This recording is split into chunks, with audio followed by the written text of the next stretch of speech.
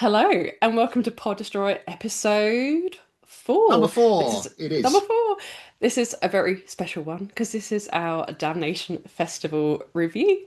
As always, I am joined by Beardodoom. Beardo, how are you? I'm very well, thank you very much. I'm all good. Well, you're not very well, are you? We both I'm not. succumbed. I'm not. No. We both succumbed to the damnation flu. So Yeah, which will be something we'll have to talk about. But yeah, Is just it? getting over that. Is this an yes, annual thing? Is it? I Doesn't don't know. seem to be only this year. It's just this year. Okay. But we have a very special guest, Luke from Overhead the Albatross, who Hello. played on the Saturday. Hi, Luke. How are you? Hi, Good. Luke. Thank you for having me. You're so welcome. We are so hyped that you joined us. So for everyone who's listening slash watching, Luke very kindly agreed to come on the episode, mainly after what did I buy? I bought the vinyl and the CD, didn't I? And I was like, sign my CD, sign my stuff. And then it was the whole, thank you, who are you? And then it was the whole, we have a blog and a podcast. Do you want to come on? And you very happily obliged. So thank you, No worries, Luke. of course. Thank you.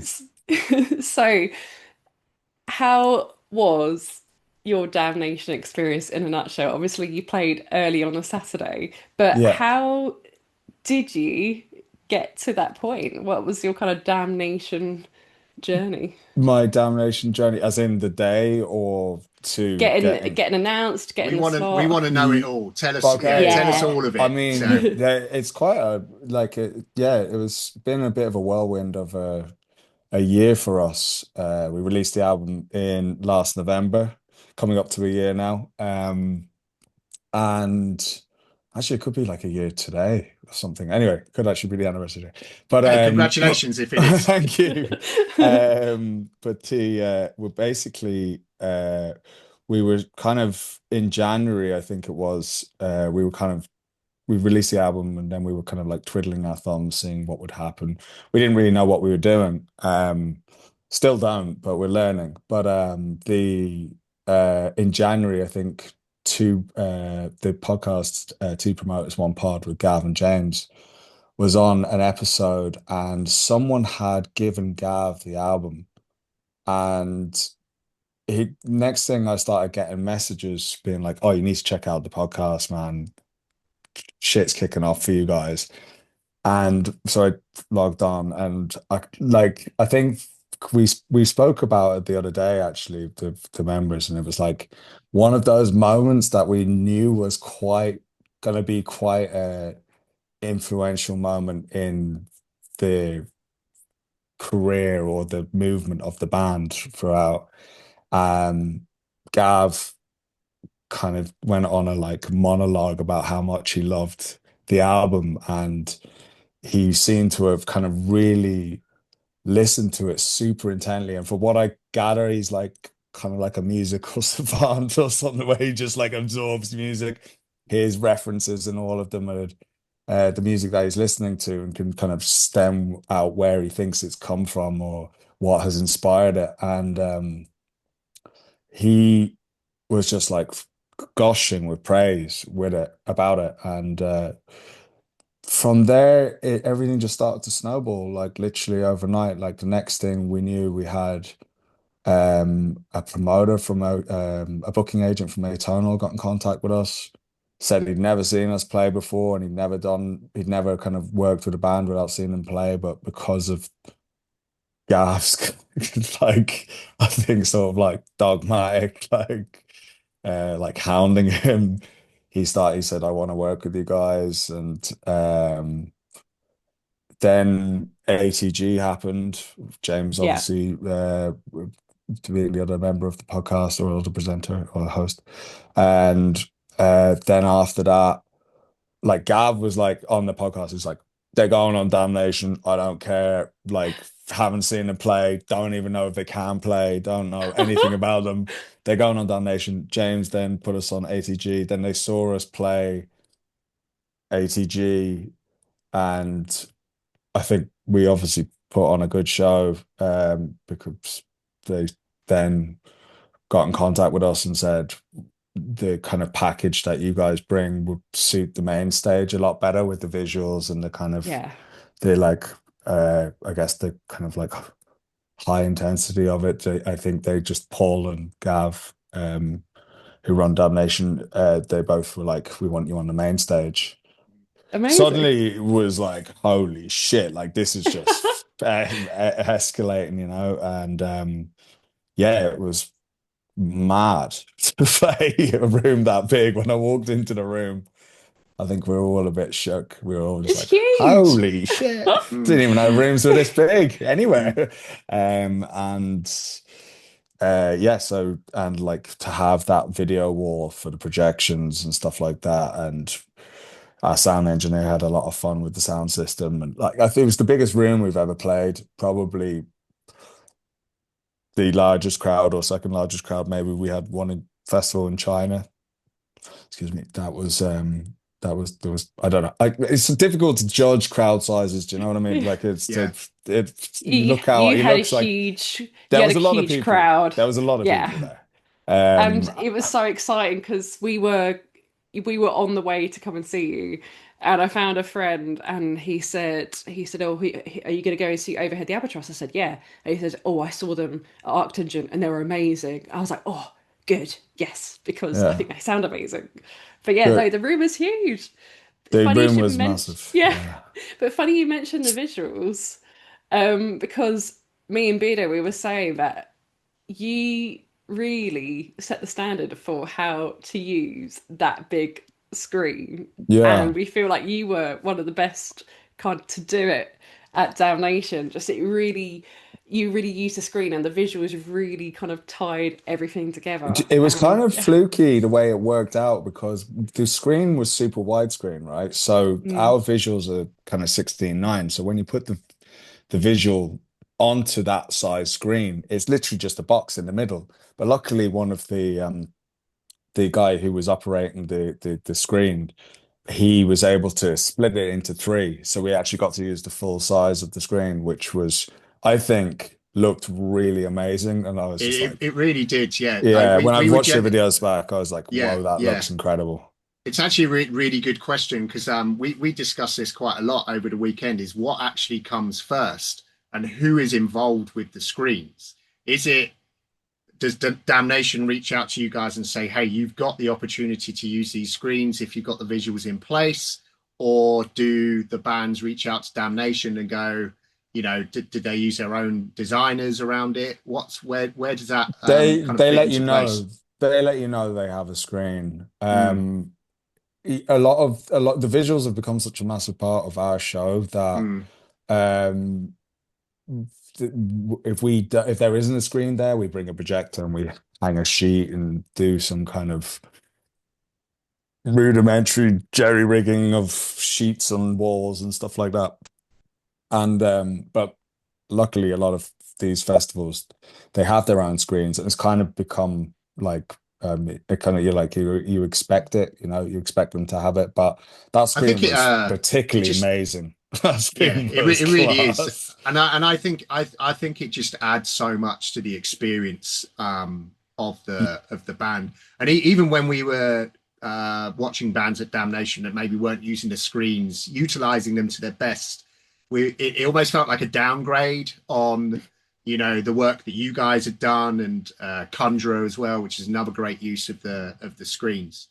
And to me, it really elevated just kind of listening to what you're saying about not having played a room that big before. Yeah.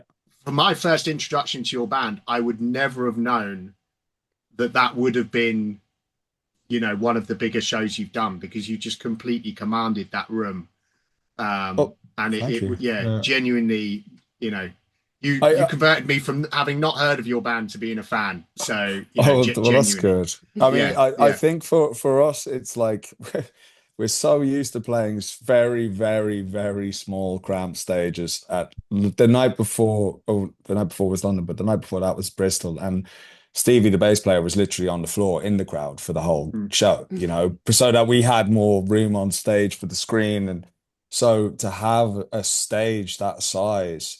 it's very rare that you get that. So when you get it, you want to enjoy it. You want to enjoy the space. You want to, you know, move around like you can't really normally on smaller stages. And so I think all of us were just like up there. We were like, let's just go absolutely ape Yeah. shit because this is incredible. Yeah, yeah. And Plenty of room for activities, as plenty they of room say for when you're. activities. Yeah, plenty of, That's um, brilliant though, how you got invited to play it, because I think that's a real testament to what Damnation and Arctingent's about, the music, mm, music that you can really believe in. I'm a big post-rock fan, instrumental fan, so obviously Overhead the Albatross kind of the name kind of gives it away a little bit, and I was like, oh, okay, I've never heard of these, I'll check them out. And I just remember I just binged like everything on your YouTube channel one day, and I was like, when something just really hits you, and I was like, oh God, these are going to be really good. These are going to be really good. And I was saying to Beardo, I was like, okay, right,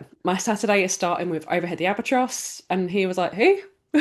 yeah, And I was I like, think a come lot on, of Adds let's up. go. people, I think a lot of people probably would had the same reaction. Like it's not like we're very well known, but I mean, it's like the fact that the two festivals are so intertwined, and the guys had their podcast and are Mm, clearly like best mates or whatever. I think that like there was a lot of people there who came up to us afterwards and were like, I saw you at ATG and I had to come and watch you again. So it's kind of nice that those the two largest festivals that we've ever played in the UK are linked like that, and the fan Yeah. bases are linked, gives them another opportunity to see bands that they liked from ATG at Damnation. And I think or some people might have missed it at ATG and then have the opportunity to see it at Damnation and have been told by friends or whatever. So it's got a lovely community. The mm, whole thing. There's a kind of nice network and pool of people who seem to kind of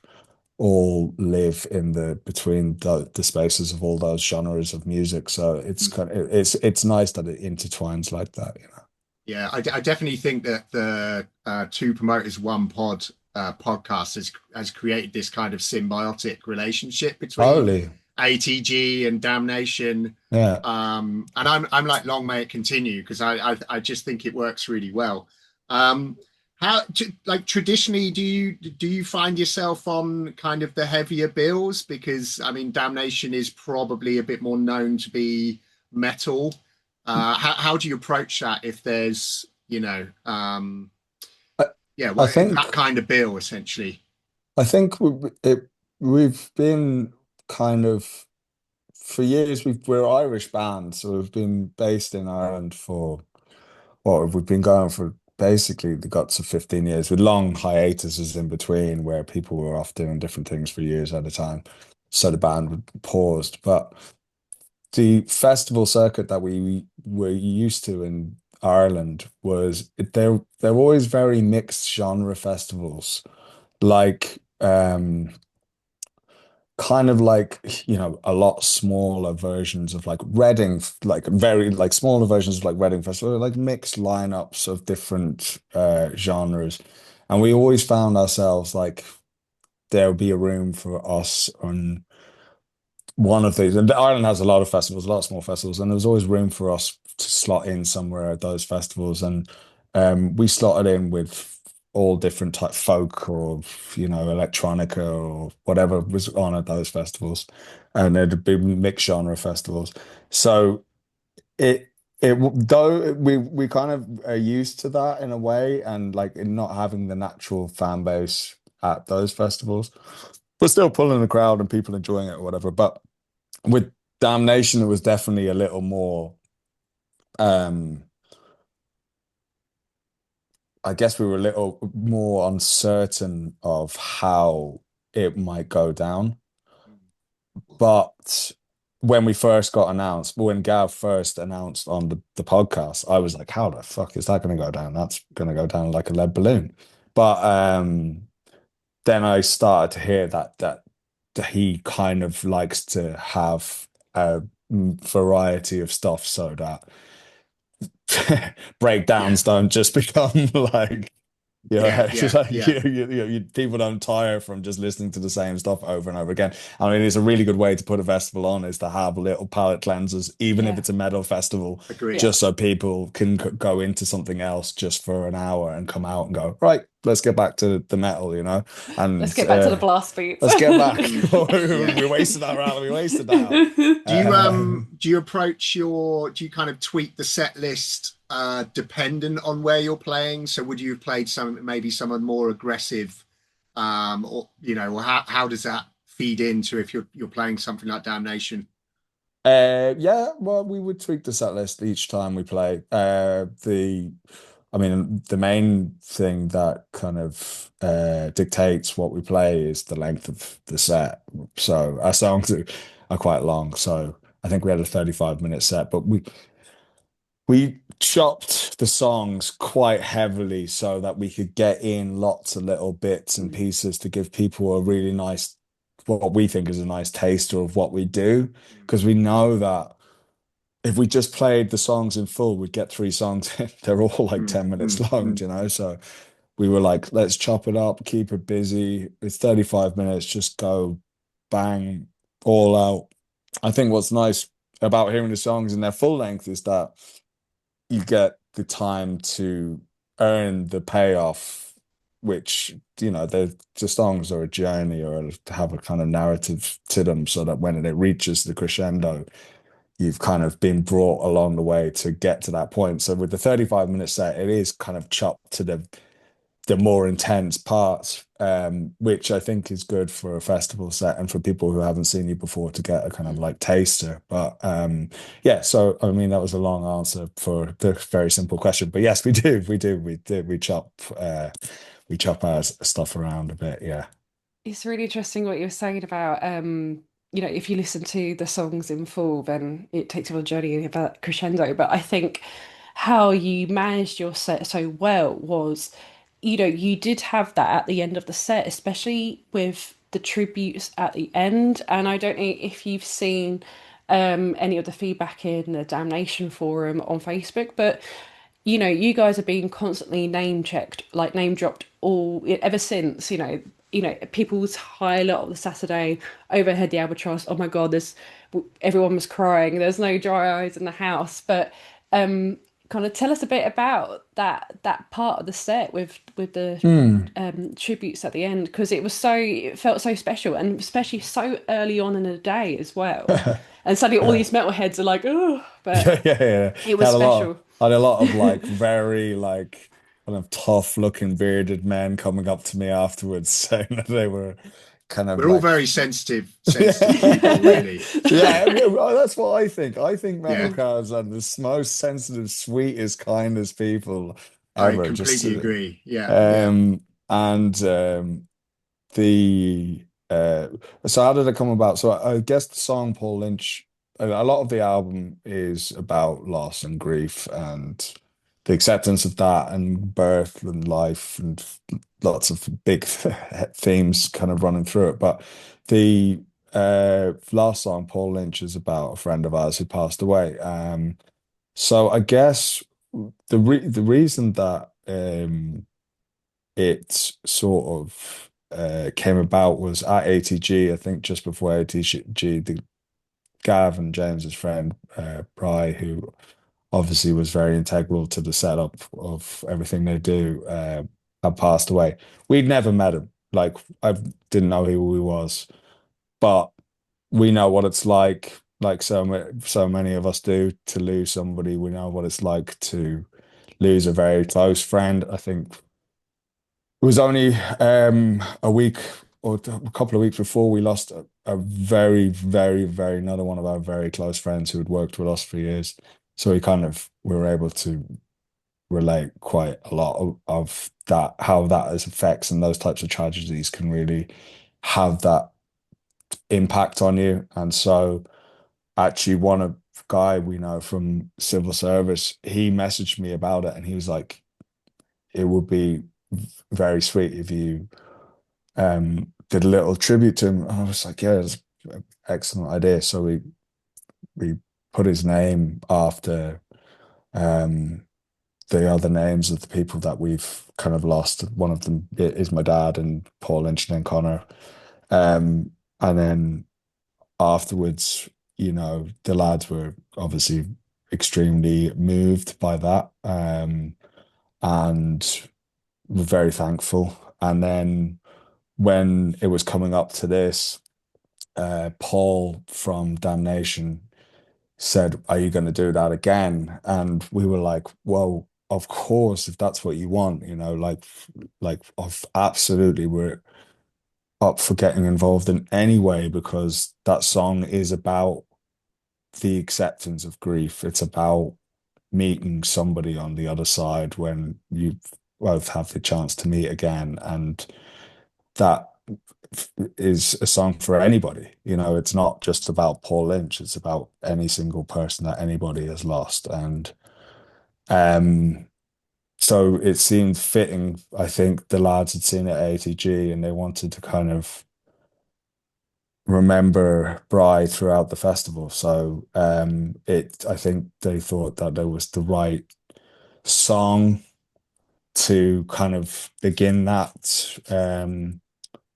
remembrance, I guess. And so they asked us if we'd put the picture at the end, which of course we were like, yeah, absolutely. Like it's what the song is for. And I think everyone can relate to losing someone who's close to them. So um we were more than happy to do it. And it seemed we met Bry's mum afterwards. She came to the merch stand actually, and she was very sweet and just very thankful to us for doing it. Obviously, extremely emotional. But we gave her a hug and she we gave her some merch. And yeah, I think she had a good day. But yeah, it was powerful. I don't think we realized how powerful that song would become. Like in a way, like it seems to be the one live that really sets people off, and the kind of interactions that we've all had individually with separate people after the shows since we started playing it has been extremely overwhelmingly powerful.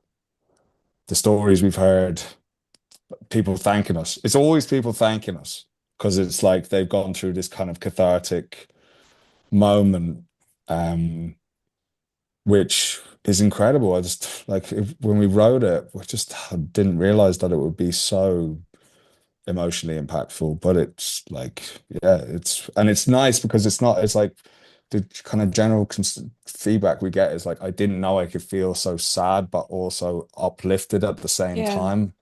And like that's, I guess, a really difficult emotion to kind of tap into, yeah, but somehow we managed to do it some fluky way.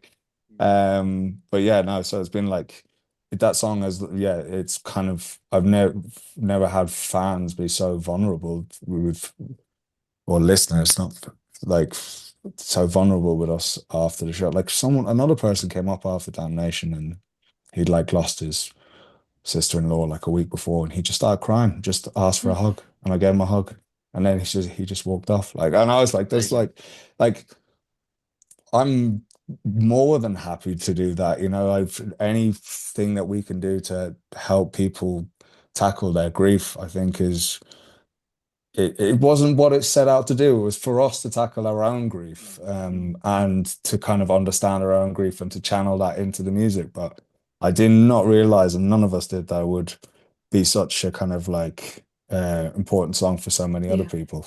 So It Um, really, thank you so much, Luke. But that really caught me off guard as well. And it's, like you said, everyone can kind of relate to it. And it ended up being a really early staple of the whole festival and just how yeah, everyone reacted to it as well. And it's just like, you know, I know me and Beardo were talking in the episode before about kind of legendary Damnation sets, but that I feel like your set, and especially that song, has kind of just earned its little niche in Damnation history. It was so special. But I think the main thing is just how sincere it is as well. Yeah. And I think that's why people really connected to it as well. And then having you all at the merch table as well, not everyone was present after their sets. And I think, music really brings out so much in everyone. And then just being able to kind of chat to the people who created it, it means such a great deal. I I think think so too, yeah. Really does help when you can talk to a band after. I mean, mm, mm, I'm not saying that everyone has to do it because I No, know no, not at it's all. exhausting, but Yeah. like coming off stage straight off after a show is it's very, very difficult to get into that mindset of chatting to people straight away because the adrenaline spike is so high up here, and then when you walk off, it's the drop is very like I'm sure you've spoken to other people, or maybe you've been on stage yourself, I've done anything like that, but like the adrenaline spike is is mm, just so it is difficult to speak to afterwards. But to be honest, after Damnation, it wasn't difficult because the energy was, and the going to the merch table straight afterwards, the energy was so overwhelmingly positive that it was just like, like it was kind of like we'd all sh kind of shared that moment together, which mm, was nice. mm. I really feel like Damnation as a whole has that kind of it feels family. Yeah, Um, that's and what I and got I from think it. that's the crowd. I think it's the type of people that go. I think it's Gav. It's all it's so organic. It doesn't have that sort of there's no corporate feel to it whatsoever. It's all just, you know, we're all on a sort of similar level, and that opportunity to speak to the bands afterwards on the merch tables and things like that, I think it makes the experience special. And I think it like maybe makes it easier for you guys kind of post set to kind of flow into that as well afterwards, just because of the whole vibe Yeah, of I Damnation as agree. a whole. It starts top down, right? Like for Mm, anything. And when you've got that sort of, I think just even how honest and open the lads are in their own podcast, mm, you hmm can tell that the whole thing is about the community mm. and being super transparent about everything. Like I love that. Like that's like it's not like a shady kind of like That's right. festival Yeah. promoter who's Hmm. like they're just so honest about every element Yeah. of it. Like Yeah. maybe too honest. Like Well, it's yeah. I think that it's that transparency really does make you feel connected. yeah. Um, and obviously you've experienced that with your invite onto the bill, and hopefully you've been able to build that relationship and that connection now that can maybe carry on to more opportunities with Damnation again in the future. Um, so yeah, I mean, if the invite was put back out again, would you play Damnation On round two? 100%, yeah. I'd Mm, love to. I mm, mean, it was I think all of us were absolutely buzzing after that show. Like mm, it felt really good on the stage. The crowd were super receptive. Um, sorry, excuse me, drank too much sparkling water. The crowd was super receptive. Like, yeah, it's not often that you get to play shows like that to people like that, you know. mm, mm, We're very used to playing small venues where 30% of the crowd are just having a chin wag, mm, like, and mm, so mm, to mm. have that many people really like it.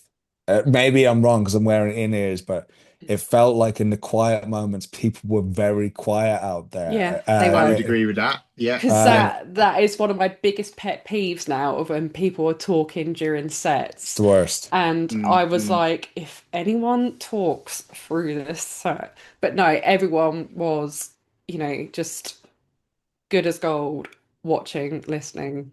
Which is just such it's the best way to listen to music live. Like Mm, you mm, all paid money, you all want to go there, and you all want to like you want to feel the music and you want to feel the Mm, silence and the dynamics of the show. And the heavy bits are amazing, but then the quiet bits are just as equally as important. And Yeah. to be able to go and be on that musical journey with any band. I mean, I bloody hell, I was at the back of Sigur Rós once and someone was just singing along to the whole thing, trying to do Jonesy impression. I was this close to Mm. murdering somebody, like, yeah, a Sigur Rós gig, which I don't think would ever have happened ever. Like, uh, but Certainly made the news if you it would did. have made the Yeah. news, yeah. Yeah, yeah, yeah. But like I so to kind of get that at like a heavy festival, where you feel like you've probably got the excuse to kind of chat through some of the heavy parts, but it just set. I got to catch one artist because off we were in super early. We had a show in London the night before. I had to drive up to halfway to Manchester that night, and then we got like 3 hours kip, went straight to the BC, and so I had a very little sleep, and we've been on tour for a few days. So after our set and after kind of chatting to a lot of people at the merch stand, I got to see Meryl Streep, who was Ah. incredible, absolutely incredible. Absolute wordsmith, incredible energy, um, and talking about a lot of kind of very serious political issues that we're all kind of facing these days. Mm. Um, and even at his show, which is like that punky kind of vibrant, aggressive energy, everyone was just locked on him, and I was just like, "This is class. Like this is what festivals should be like, and this is what crowds should be like. You go there, you pay your respect, and you listen to the damn music, and then you enjoy it. Like, that's the way to engage with it. And so I think, yeah, if we were asked to go back, 100 million% Yeah. we'd say yes, like, so yeah.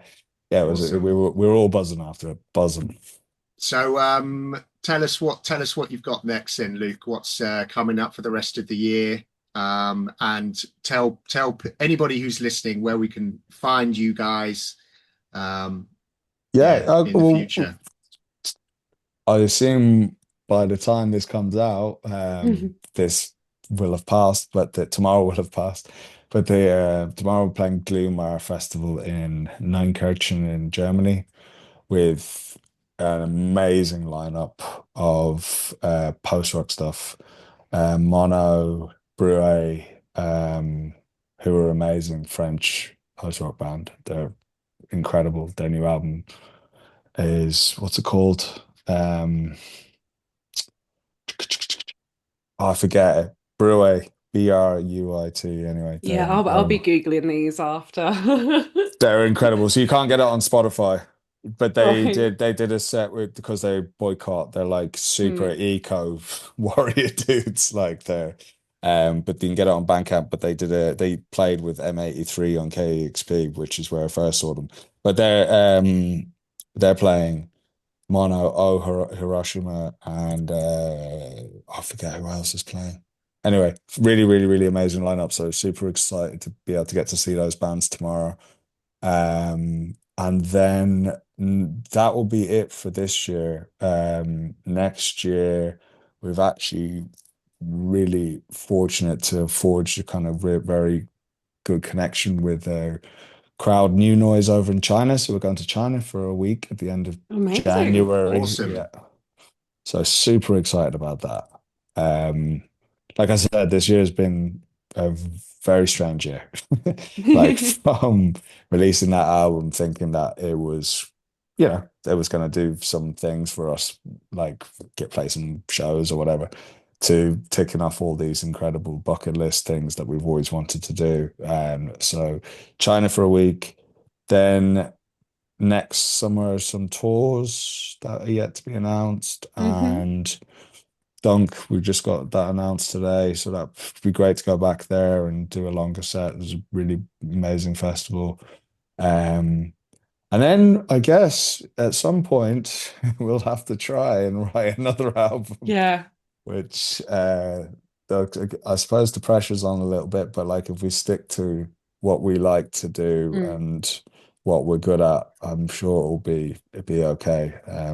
But it becomes a lot more complicated as we're getting older with everybody living Yeah. all over the place. Like so, like one of the lads lives in the Philippines, so that makes it, Oh, yeah, that makes well, it a he's little got a more. short commute to the Chinese Yeah, festival Yeah, then, so hasn't he only it's a wants to bit, do Asian tours from now on.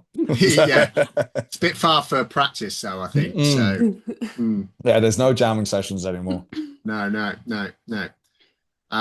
So yeah, so Luke, thank you so much for joining us. It was awesome to get that insight to what it's like playing the festival. Thank you. Thank you so much for coming on. Yeah, thanks Uh, for having me. And hope your festival goes well this weekend as well. Yeah, I'm excited. awesome. All All right, right, dude. guys. Well, thanks so much. Thanks Cheers. so Thank much. you. So that was very cool having Luke on. It's really good to have that insight to a band playing Damnation Festival. So now we've got an opportunity to talk about our experience as mere punters during Damnation. Um, yeah, it would have been literally this time last week. We were up in Manchester eating pizza. Um, Shall I tell them the story about the pizza? Well, this was on the Friday night. Yeah, yeah. And Um, you go. You can tell it. so we went to an amazing place called Nails Pizza. Very trendy, very friendly. Oh, Beardo, how friendly is everyone up north? Yeah, up Like, north. Yeah, yeah, yeah, yeah, as soon as you leave the south, as soon as you leave London, everyone's really friendly. Anyway, yeah. so we ordered a nice pizza, beers, and then when our pizza arrived, you went and ordered another beer, Hmm. and then Disaster struck. disaster did Yeah, strike. our pizza had just arrived, and I unbeknownst to took a me, slice. yeah, being I managed to put an entire pint on the join between two tables that had been pushed together. One was slightly raised above the other. Put my pint down, and the whole thing in slow motion tipped all over our brand new pizza that Mance had just taken one slice from. And it was one of those like, oh, it's still good, until you kind of picked it up and realized It was not good. that it was not good. It Everything was was swimming around, sloshing. It was sloshing on the plate, and swimming I around in was beer. I was just eating the remainder of my slice while you went and tried to sort it out. But oh my God, weren't they great? They They were were awesome. great. I mean, just going up them, and I said to the guy behind the bar, I was like, I'm not even sure what I'm telling you. I'm certainly not complaining. But this just happened, and he was like, dude, don't worry, it's Friday. Uh, he poured me another pint and bought us another pizza. Um, Move the one which, tables yeah, moved the tables, did the whole kit and and caboodle even for us. cleaned the beer off, and it was like no problem at all. That wouldn't Yeah, have happened down south. it would not have happened down south. We would have had to have bought everything again. And considering that's only the second time we've hung out in physically, I would say that's a pretty good move That was I've so made there. funny. Oh, it would not have been funny like at the festival later on. But yeah, so No, that no, that was a no, good no. time. That was in the right place. And I think we should also draw attention to the fact that we are both suffering from what would be known as damnation flu. I think Yeah. 2025. I have somehow avoided be sneezing for the last 45 minutes. And So I I'm just must be on coughing the mend. away. I apologize. I don't think anyone can catch it through the video. Hopefully not. But oh no. Here we go. Yeah, yeah. So, damnation. Then tell me your experience. What were your highlights? Um, gosh, how it's so it's interesting talking to Luke about the crowd of Damnation because I know we talked about on the episode before that, what I really loved about when it was at Leeds was the atmosphere, the crowd, it's not cliquey, There's that amazing community feel. And a reservation of mine was, okay, so if it's in this bigger arena in Manchester, am I still gonna get that community family feel? And I 100% did. In fact, Mm, I think I got it more. mm, Um, I did miss the unique feel of the rooms that Leeds had, but Manchester is just so accessible. It's just okay, I'm on the stage over there. Okay, cool. Literally 2 steps. yeah, yeah, And somehow that just, I think because you don't have rooms hidden away and you know where people are, they're either in the arena or they're in like the outside area. It's just yeah, everyone it seemed like everyone came together more. yeah, yeah, Um the atmosphere hadn't changed at all. So it's definitely like the people and the organization. I think that's really my key takeaway from this year that yeah, sure you can take Damnation out of or you can take the festival out of Leeds, you know what I mean? But it's just yeah, yeah, it hasn't lost the essence and for me that was so important. Um but yeah, it's just I yeah, yeah, I'm just loved it. Loved it. And yeah, it was yeah, amazing hanging out with you, seeing everyone from Instagram as well. Shout out to James. But it's just, it's, I think we talked about it on the way into the arena. Just, it is, Damnation is like our people. yeah, It's, yeah, yeah. I call it like it's like the busman's holiday for metalheads. And I mean, this is my third year in a row doing Damnation in general in Manchester. So I haven't had that experience of doing it in and I Leeds. hadn't been since 2019, and Mm, it mm. was the same, Yeah, which yeah. was But amazing. I feel even in the 3 years I've been going, it just gets it just improves exponentially each time, incrementally. Even if it's just the flow or um or the stage kind of events. Um, yeah, and it just yeah, it's just awesome. And like you say, just always just bump into so many people there. And it really does feel like your whole kind of group's getting together, and there's just people you interact with online, and you get to see them in real life, and it has that kind of real sort of human connection. Um, so talk me through your Saturday band highlights if you can remember. Oh, yeah. Well, overhead the Albatross, of course. Mm. Um, and was it? It was Brodequin on the Saturday, wasn't it? Rodiquin were Oh boy. absolutely just devastating. Um, Oh, and considering it's been like you say you'd never heard of Overhead before. I hadn't. I'm ashamed that I've never heard of Brodequin. And as soon as you were like, "Look, it's just death metal with blast beats," I'm sold. But I think what we talked about as well was, for a good death metal band, you just need a trio of yeah, them. yeah, they're Portrayal actually of Guilt Portrait of Guilt. and Yeah, Worm Rot, Brodequin and Brodquin. and of course you also have your Dire Fetus and your Discard It. But it's just we saw so many good death metal trios Yeah, on the yeah, Friday. yeah. That's all you need. But anyway, no. So Brodequin, oh my goodness, I was just standing there like, huh? Mm, What? mm, mm. Just, I mean, have you watched that drum footage after? Of course, I have. Yeah, yeah. So, for anybody that's not seen it, they've uploaded the drum cam of Brodquin's set. Brodquin, Brodequin, the Brodequin. band, Oh, Brod, Um, yeah. and yeah, it's just for and the thing I love about bands like that is just how like when they're just really polite and softly spoken in between their set songs, and it's just like yeah, and this song is whatever death metal kind of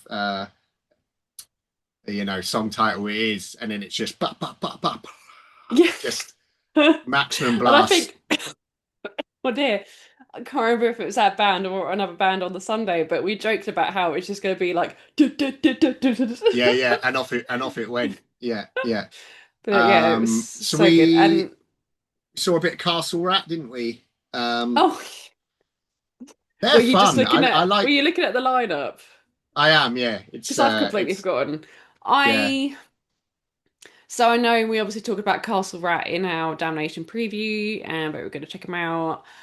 And on our little highlight reel, I said I'm glad I've checked them out, and now I don't feel the need to see them again because their genre of music that they play isn't really my cup of Mm. tea. Um, but I've seen them now. What do I you think it's think? fun that you know there is still that fantasy heavy metal Mm, element still going.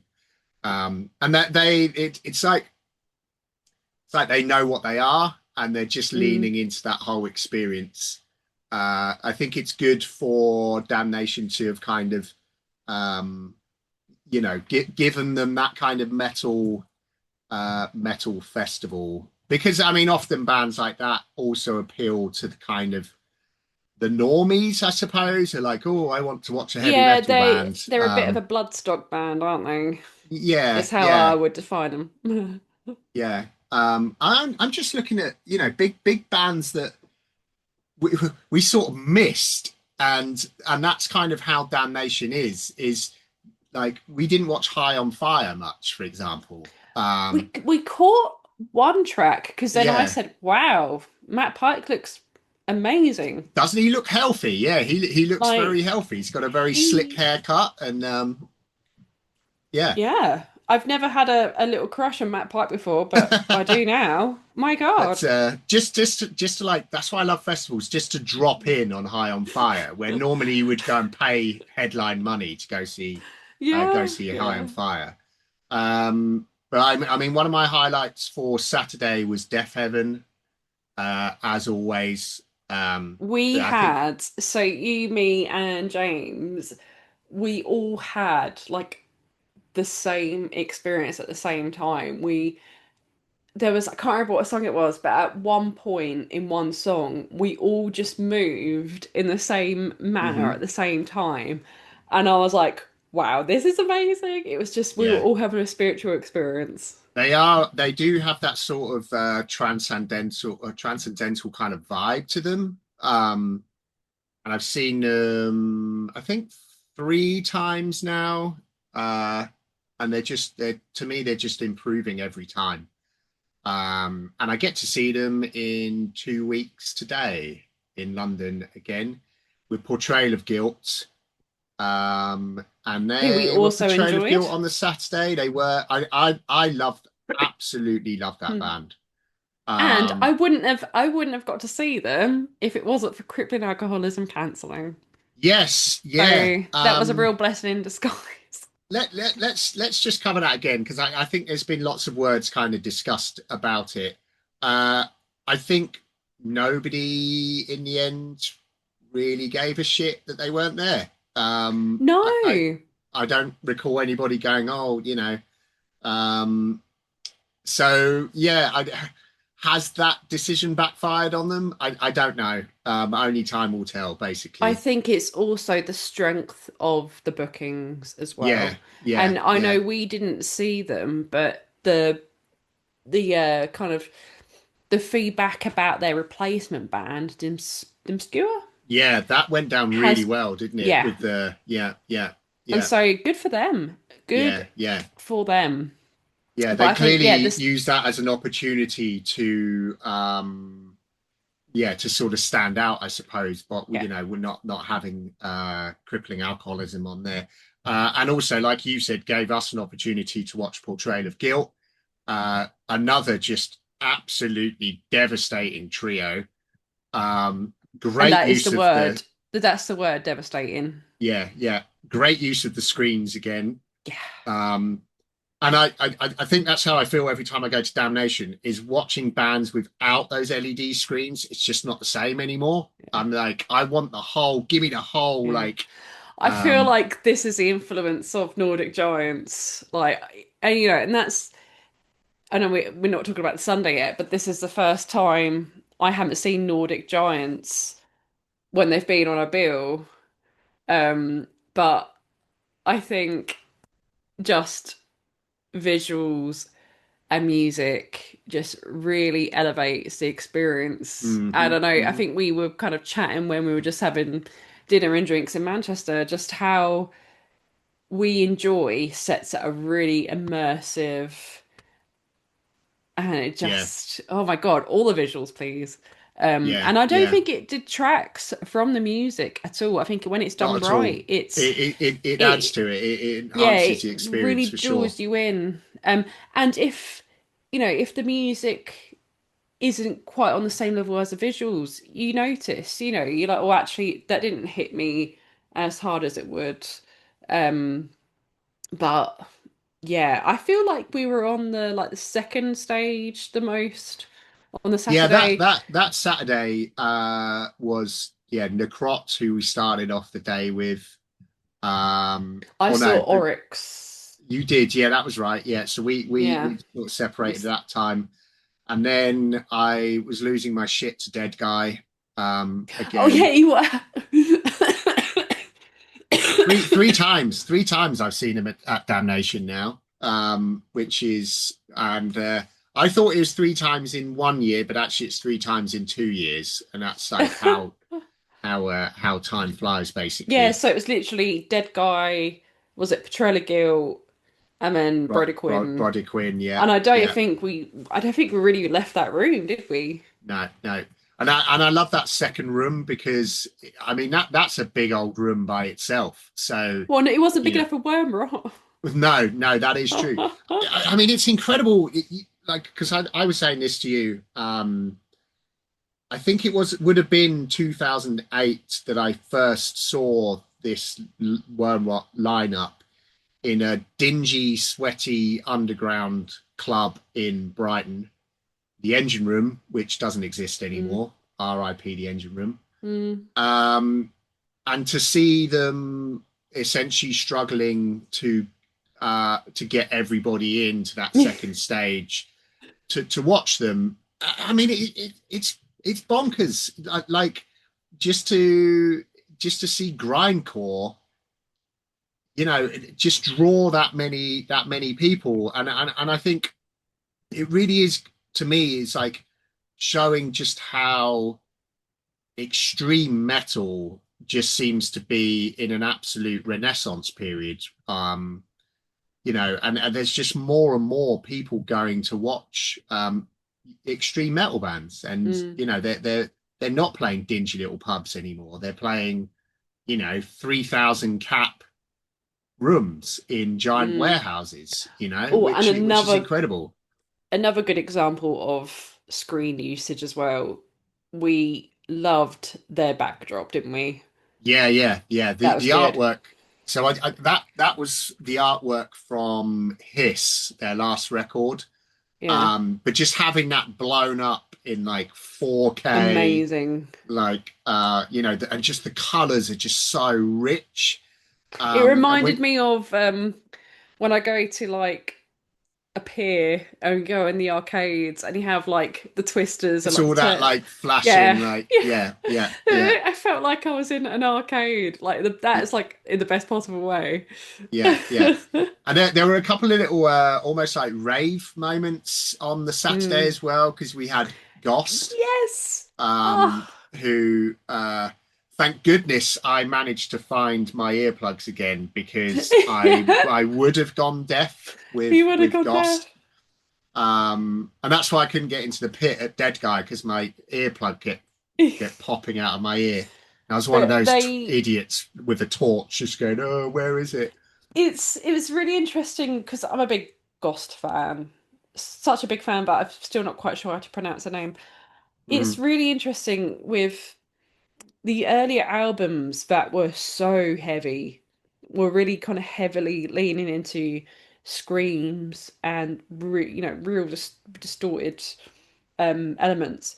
And yeah, when I saw them play the after party of Damnation in 2019, and this is midnight, and it was in that kind of Oh, you didn't go to Leeds, but it was on the second stage, um, and it had a real kind of not gothic vibe, but a real kind of dark, extreme Mm, mm. vibe. And then seeing them this time round, they were like dancey, really synthy, and they were really leaning into how just groovy the music was. And And everybody was like dancing and having a good time. And, yeah, I was like, it's what time was it? What time they were on? 5 o'clock or something stupid. I can't even see it yeah, now. it felt Yeah. really No, early. it was on 6:45.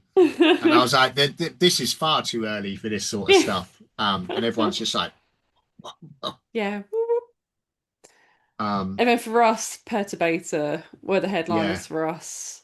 yeah. That I really enjoyed that, and I had a friend message me at the end of the day, and he was like, "Did they have the moving stages?" And I was like, "Yes, yes, they had the moving stages." And I don't know if it was just end of day kind of fatigue and or like it was all the beers, but when it first happened, and we were all like, "Oh my God." Oh, yeah, yeah, It was yeah. so good. I mean, I love all that sort of vibe, and actually, as Luke was saying, that sort of concept of being able to mix things up, but it's still being heavy. Like Perturbator is heavy, Mm, yeah, Ghost is heavy, yeah. um, and I think that kind of like metal electronica sort of vibe in things in general is great. So yeah, so we didn't make it to Corrosion of Conformity because it was 11 o'clock. It was too late. Um, we'll discuss headliner times in a minute because I think there's been some conversation about it on various message boards and whatnot. So yeah, Saturday we were back fairly early, ready to go for round two. Um, and then we got to go for a nice little breakfast, didn't we? Oh, we did. In I forget what the place was called now, but We'll just kind of we'll keep his location. yeah. But We had a did. lovely little breakfast to get ourselves ready to go for day two. Uh, which I mean, I was just looking at these times and then thinking about the bands we saw. Conjurer, absolutely laying like devastating, laying waste What to was it? the 12:30? 12:30. 12:30. Incredible visuals, that band. Probably the second best use of the screens, I think. Yeah, Um, I but mean, I feel like they're we gonna jump. go on. No, no, no. I was saying we're jumping ahead here, but you continue. No, I was just gonna say I feel like they're gonna go places. Basically, they're gonna be Yeah, climbing that bill. I was watching them, and I was thinking this could have been much later in the day, Hmm. like 5, 6 o'clock. Yeah. And I I think the real buzz around them, and deservedly so, but yeah, they could definitely headline one day. 100%. Yeah. And you're right. I did jump the gun slightly because actually we opened the day with Ted Maul at midday. Ted At Maul at midday. midday on a Sunday. Oh, we didn't say. It was. We'll come back to Ted Mall. Actually, this is related to Ted Mall. When we were in Manchester, we went to Vinyl Exchange, and if Hmm. you've seen our little highlight reel, you can see what we've bought. And it was really funny when we were just going through the CDs and we found Mall. And I was like, oh, look, Mall. Oh, shame it's not Ted Mall. And then literally the next sheet was Ted Mall. So I bought that. I bought the original CD for a fiver. That was a really good Um, find. That was actually good Amazing. Because work. I've never had it on CD. And Mm, I mm, remember when Ted Mall first came out, or when they came out, because now they've just reunited. Um, and hadn't quite heard anything like it. I think that mm. was a gimmick, wasn't it? Just the kind of the electronics, the drum and bass mixed in Yeah, with the yeah. the metal. Um, and then And yeah, I they liked literally did. opening where they're referring to Ted Mall Yeah, from Brass Eye, that which was is a nice touch. where they Yeah, took their name from. but it's Um, just they did one album and they dipped, didn't they? yeah, yeah, and that was it, gone. And yeah, I mean the crowd was well into it. I But mean, you that think really, that must have been a risk for the festival though. Hey, we're getting a band from 2007. You may or may not mhm, remember them. Yeah, so they're opening, going to be opening on the Sunday. They only had one album, and they then did, yeah, yeah. wham, the room was full, and it ended up being one of my favorite sets on the Sunday. Yeah, I think I saw Ted Mall at the same place that I referred to Wormrot, the engine room in Brighton.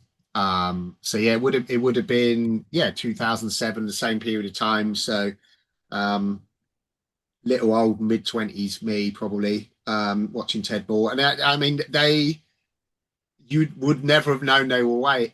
No, If it was incredible just how quickly they were just like, yeah, it's we've probably been doing this for 20 yeah, years, but they haven't. they They've all been sounded various other amazing. bands. Yeah, sounded absolutely awesome.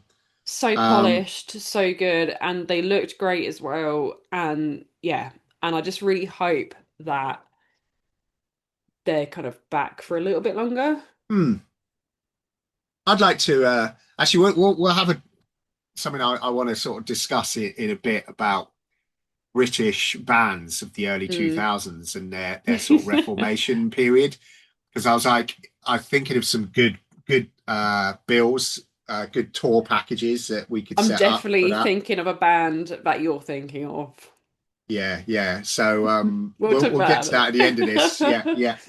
And then actually on the same lines, same sort of era is my boys in Stamping They're Ground. Again, I haven't seen them for 20 years. having And a real resurgence. they are. Now I'm super pleased to have picked up a Stamping Ground shirt to replace the one I lost probably 25 years ago. And on the back of this, it says 25 years of empty words. Um, and again, just as if they've not been away, just pitched straight back up. Um, Great, some proper pits as well in there. Some, Adam jumping into the crowd, getting everybody some gang vocals down front. Um, I was sort of focused on Ian Glasper's "Stay Puffed" Ghostbusters T-shirt. I thought that was quite fun. Um, so yeah, what first experience of Stamping Ground for yourself was it? Were you? I can't. Yeah. You weren't there, were you? Were you there? I I can't caught remember like now.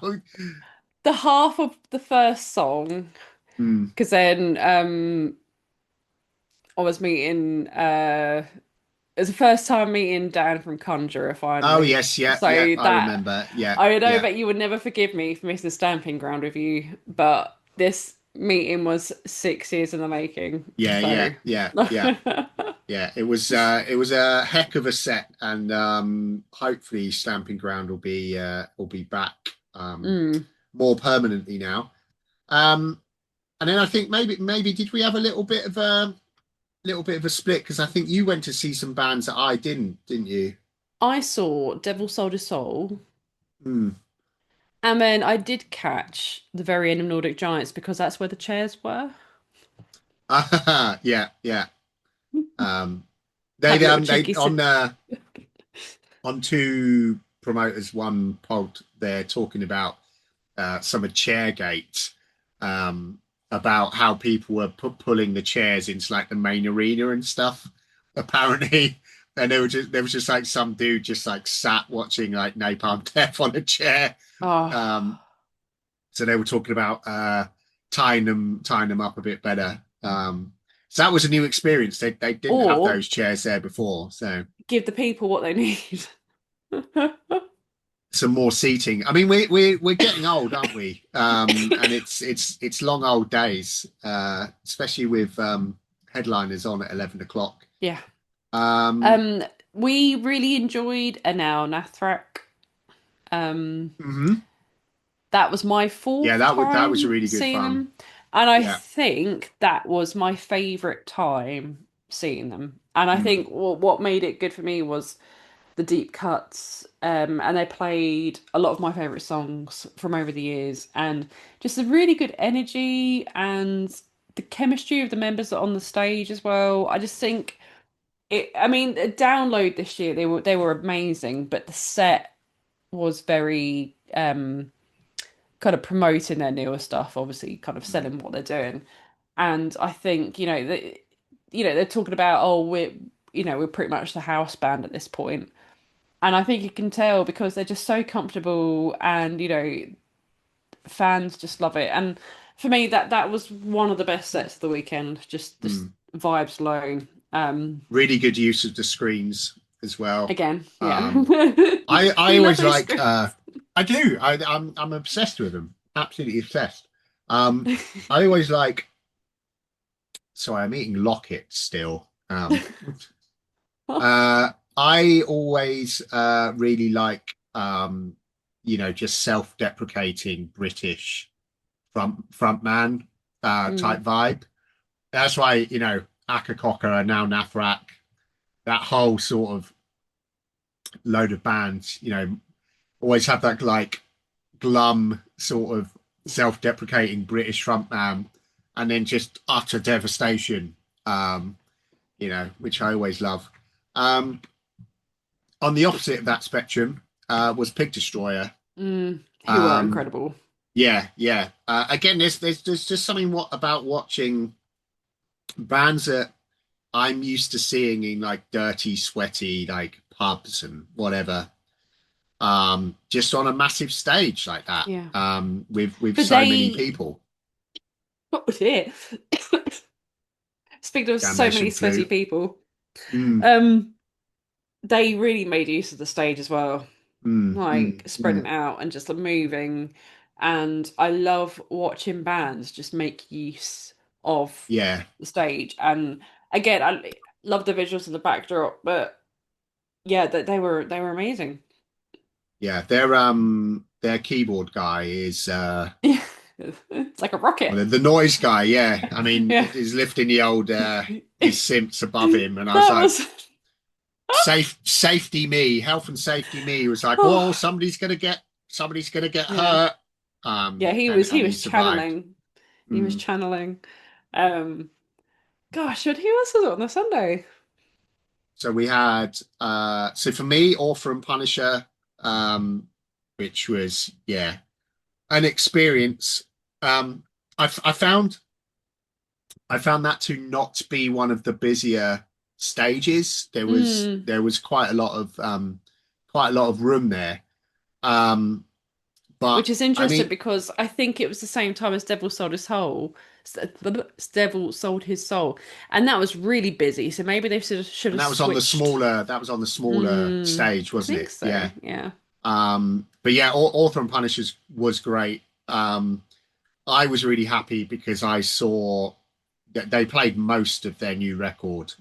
And that's definitely going to be featuring pretty highly on my 2025 end of the year list. Um, so that was fun to see. It would have been good if there were more people. But I think maybe you're right that they could have switched the stage round for that. Um, and then I think we more or less what did you? Oh, The Haunted. We The watched The Haunted. Haunted. Yeah, Yeah. yeah. And for Um, me, we were never really planning on them being the last band of the weekend. But as they were one of the bands that I wanted to see mm, and I've been wanting to cross off, actually for me they were a really fitting headliner for the weekend. Okay, I've finally seen The Haunted. yeah, I'm not really yeah. worried about seeing any other bands. That was a really good way to end the weekend. Mm, Um, mm, I was really concerned that they were gonna lean heavily on the newer stuff, but they mm, didn't. I thought they had a really good range across the records. They sounded good. Um, but I think after bands like Pig Destroyer and now Nathrak, actually, I hate saying it, but the Haunted kind of not fell a little flat, but I don't think Yeah. that kind of kept the momentum up on the main Hmm. stage. Or it could just be because we were absolutely ruined by that point Yeah. and Yeah. we just Yeah. couldn't wait to leave and just sit down. Yeah. That But I'm glad to that's see him. possible. Yeah. I think personal opinion, and obviously as I always say, the Haunted don't owe me anything.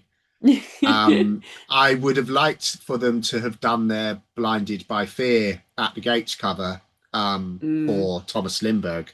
yeah. Um, but they didn't. Um, yeah, I thought that was brewing, especially because I think Dave mentioned it on a Now Nath rack, and Yeah. they when they were like, "This is our most at the gates song," and he's like, "I'm sure the Haunted, would be much more."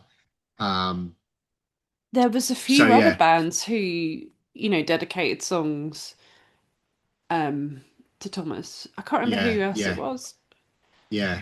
But Definitely Necrops did. Yeah, yeah. I mean, just generally quite a poignant. The whole weekend was had these sort of yeah. poignant points, didn't it? Basically, Mm. because I think the metal scene's had a heck of a ride It this year. Um, it's had a real battering this year. yeah, yeah, yeah. Which is which is an indication of time as it goes on, isn't it? But speaking of time, I mean that's ultimately why we couldn't stay for the headliners at 11 o'clock. So neither Corrosion of Conformity nor Napalm Death. Um, do do no, I'll phrase this differently. Does Damnation need to have headliners on at 11 o'clock? I don't think so. I Mm, think so. As I can talk about this because I used to go to the Leeds ones, and when it was a one dayer, I think now that it's a two-dayer festival, they either need to start earlier and start at 11, finish at 11, or just have less bands. hmm Um, or you just need more places to sit. mm, mm, mm, When it was at Leeds, and I think I might mention this in the other episode, I had to leave after a couple of songs of Bloodbath, and they were like one of my main mm, attractions of that lineup. I just couldn't stand up anymore. And mm, this was mm. like nearing midnight at this point, and Yeah. I had enough. But because it was in the old student union, you had a few more places to sit and stuff. So Mm, actually, when was it? 2019, when I was still watching Ghost after midnight, I'd been sitting down for like a few hours and like chatting to people. So then I did have the energy to stand up and kind of see some more bands. But I think as well, it's really now that I've seen the location of the arena in Manchester and how it's not easily accessible. no, And no, no. you know Once you're there, you're there.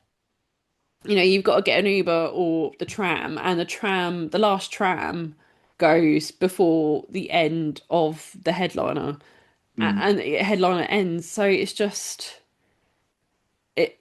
I think that needs a lot of syncing up because like hmm I've said before, that's been one of my biggest barriers to coming to Manchester was kind of navigating the whole travel, getting there back safely.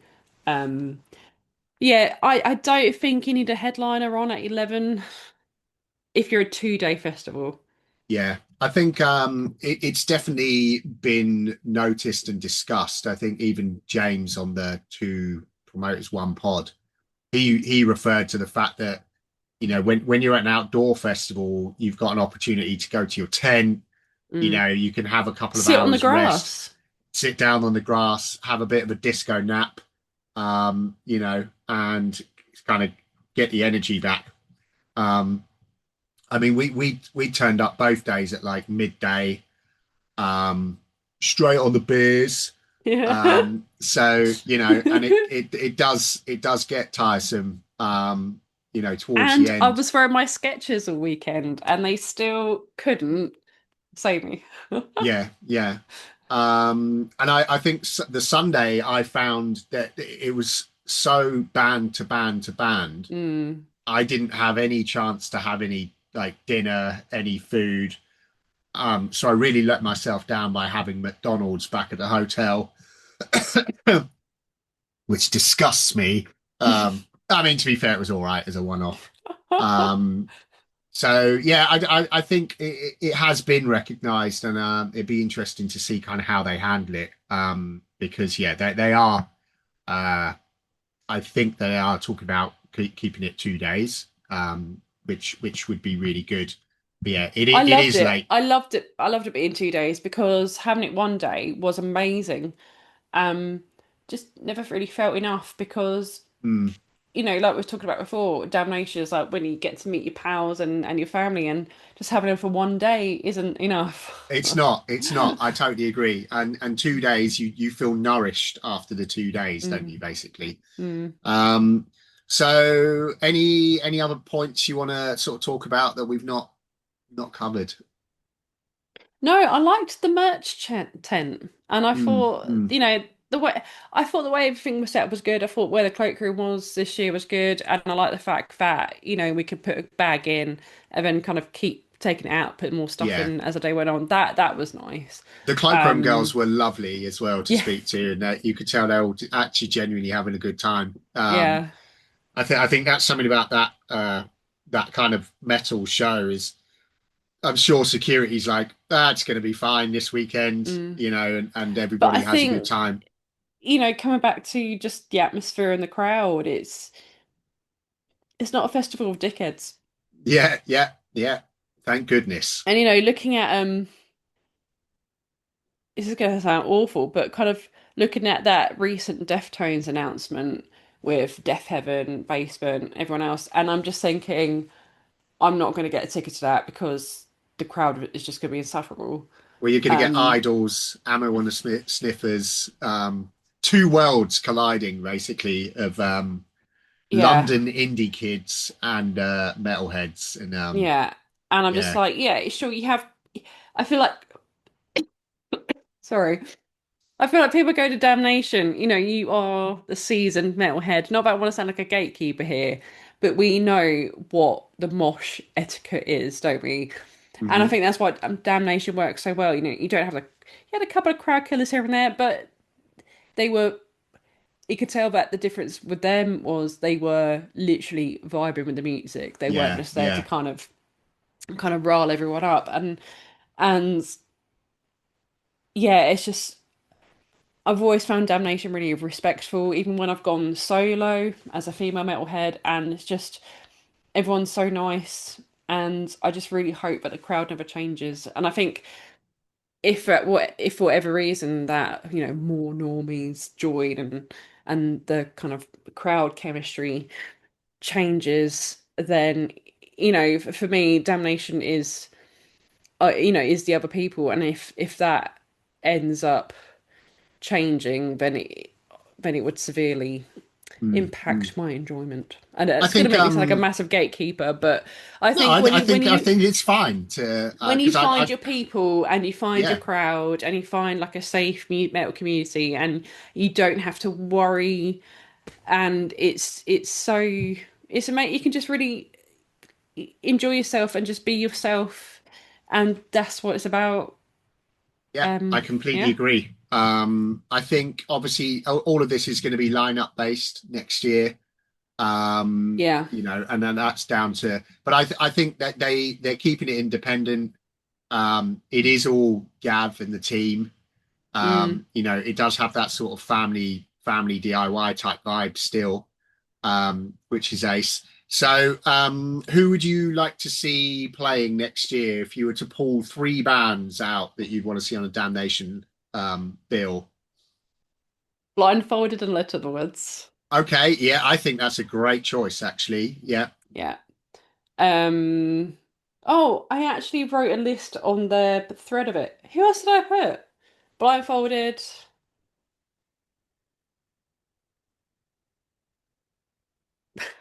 I think I put a post-rock band. I put a band called the Jardin de la Croix down, who Okay. are they French or Spanish? Would make more sense if they're French. Them. And then I also put down no, I didn't put down actually scrap that band. Nightmare Okay. Yeah. Yeah. and End. Oh, that's a beastly trio, I think. Mm. Yeah, that's good. I like your choices there. I feel like End and Nightmare would be a really good fit because Mm, you know, Stamping Ground.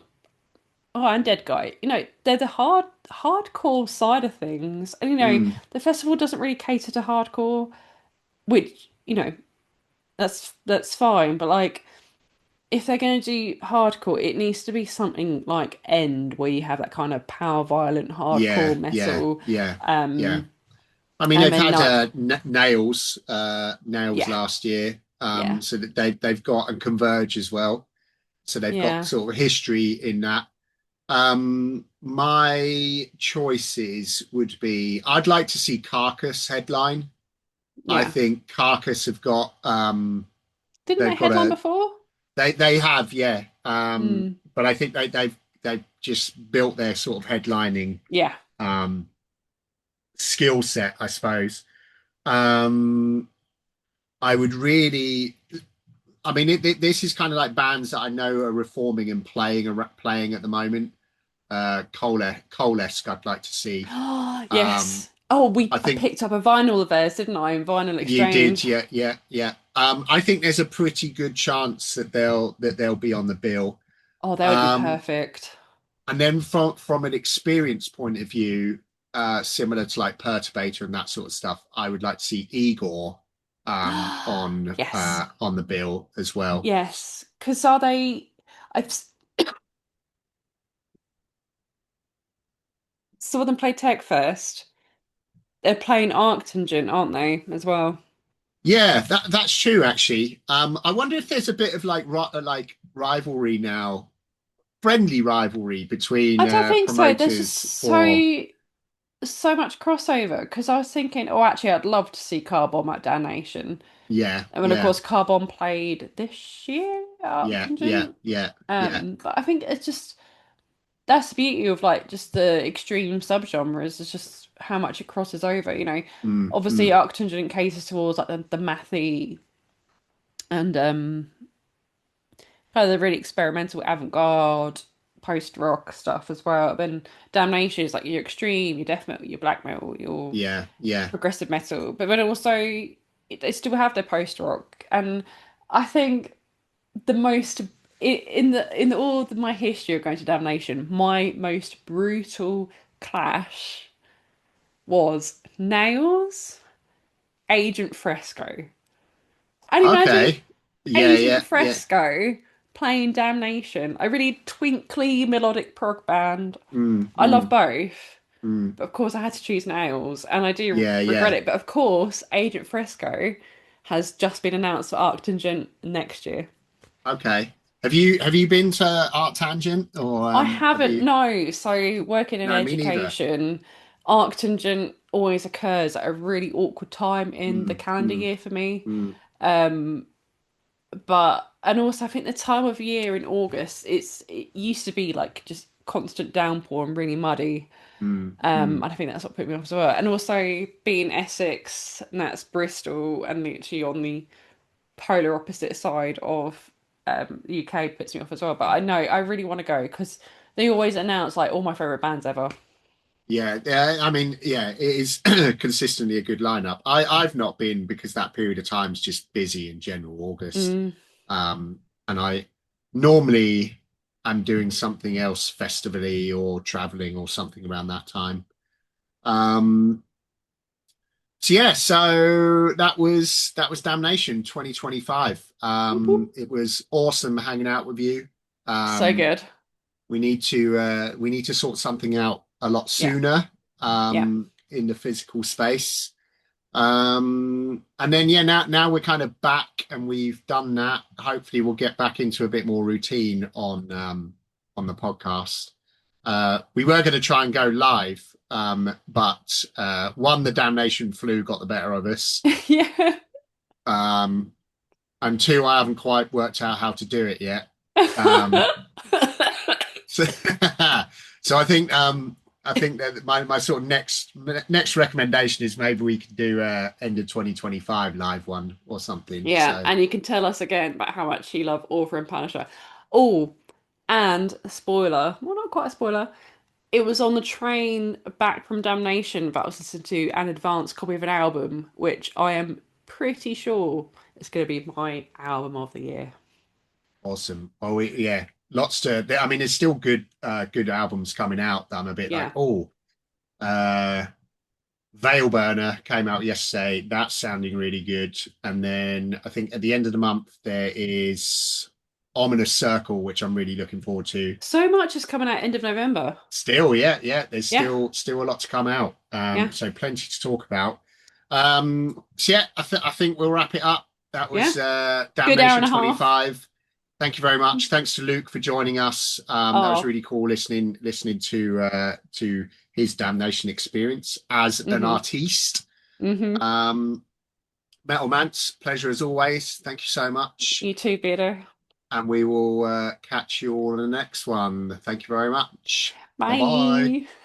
Pod Destroyer is not filmed in front of a live studio audience. MetalMance and Beardodoom are not trained professionals, and as such, it is positively encouraged to try this at home.